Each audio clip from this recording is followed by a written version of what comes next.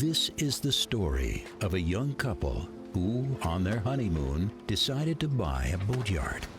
Neither one of them had any practical experience in the boat business, had ever built a boat, or knew much about the boat business. 5 years later, in this small boat facility on the South Fork of the New River in Fort Lauderdale, they became the largest employer in Broward County, and 40 years later would become the first American yacht builder to have the largest order book in the world. How is this possible? Dooley's yard was on the Navy's bid list, as he had built a series of patrol boats during World War II.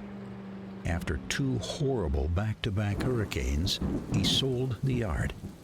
I've always wondered if the reason that they decided to have a honeymoon in Fort Lauderdale was because they got some amazing deal, right? I mean, who the hell would want to go down to Fort Lauderdale right after 2 back-to-back hurricanes?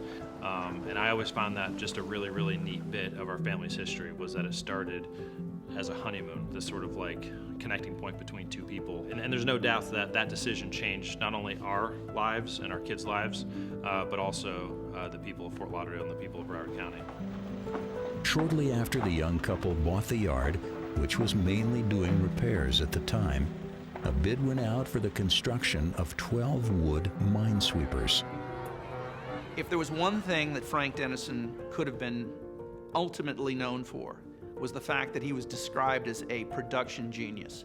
And this came out very clearly with those minesweeper orders, when they said there's no way that he could do it. Number one, the boats were too deep in draft, the river would never take it. What he did was he decided to build half of the boat in the main yard and the other half in Port Everglades. So he built the boats light, launched them sideways in a very narrow canal, which obviously had never been done before in the New River, and then decided to float them down with very high water lines. When it reached Port Everglades, the top was and engines and armament and the superstructure was married to it, and that became the absolute blueprint for his success in getting those deliveries out. I don't think anybody had ever thought it. None of that was part of the contract of how we did it.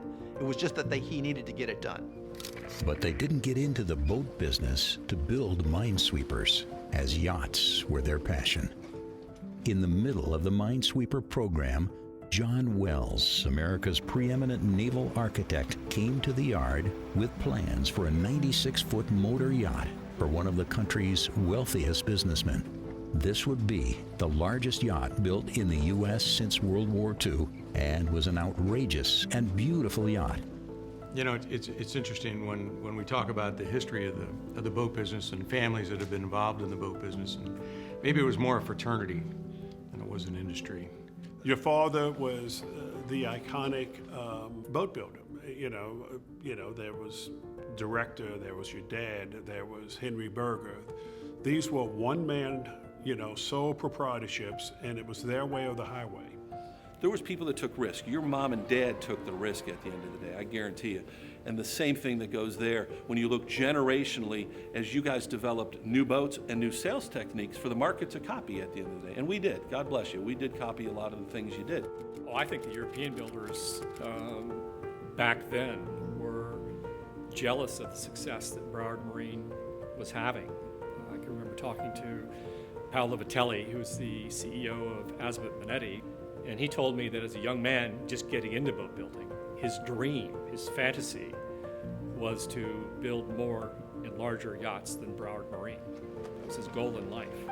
But Broward is synonymous with South Florida, and I think that the Denison name gave more rise to the meaning of calling South Florida or Fort Lauderdale the yachting capital of the world. The Denisons did that.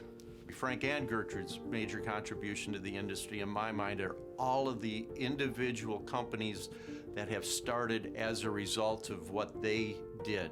I owe a lot, and I think the entire industry owes a lot to the Denison family, who started this entire business, and it gave a vision for everybody to say, we can do this too. Between the two of them, they came up with innovations that found buyers of the same mindset. These were not old-school yachtsmen. but rather risk takers and rule breakers that quickly became the new norm in yachting. Well, I was born in Cuba. It's just the time I was 3 years old, my father always had a big boat. So I came to America, the first time I had $10, I bought a 16-foot runabout. But when I started making money, I bought a few Hatteras. Well, my dream was always to own a Broward. Your dad was one of the first to realize that the buyer had changed and he wanted a different experience. These people are only going to be boating 5% of the time. The other 95% they're going to be living on this boat. So they recognized that in a way that I don't think anybody else did and kept going with that concept. Broward reset yachting standards in almost every decade by a simple mantra that Frank Denison, as well as Gertrude, maintained as a guidepost for their company. If you build the same boat twice, you haven't learned anything. People like Frank Denison and his family, they led from the front and they never looked back. So when you ask me what my impression is of Frank Denison and Broward and the family, I mean, you can't overstate the role they played in this industry.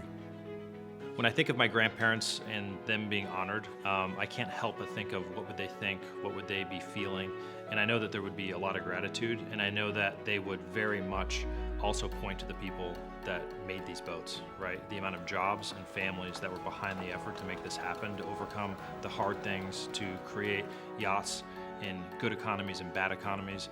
They would definitely point to those people, and that's one of the things that I always loved about my grandparents is that they really, really knew that it was never about the big white yacht, it was about the families and the jobs that those big white yachts created locally. I think it's important to realize that taking risks the way they did and the scale that they did, sometimes the impossibility of it all, it was just doing what they loved to do, and I think that is the heartfelt thanks that our industry owes. I certainly do as a son, my brothers. And you have to ask yourself, how did it start? And why did it start here? I think it's because of Frank and Gertrude and what they did on their honeymoon.